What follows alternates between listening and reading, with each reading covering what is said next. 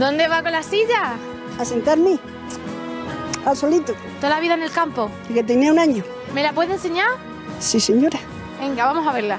Mire, tiene hasta la lumbre encendida. La lumbrito, para no pasar frío, ¿La enciende todos los días? todos los días. Bueno, pues explíqueme un poquito porque esto es una choza de las redondas. Redonda. ¿Qué era lo que hacían aquí? La candela, comida, si tiene que hacer queso, el queso, Cuando no tenían luz, ¿cómo lo hacían? o con el candil, con aceite.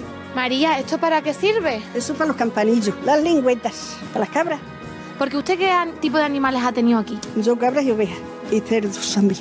Para mí no ha sido duro, porque me he criado y me gusta. Y si me volviera otra vez moza, me venía aquí otra vez.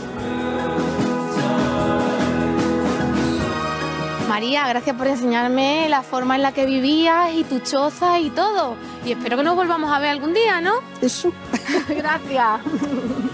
hasta otro día. Hasta otro día. No dejes que se te apague la candela. Eso.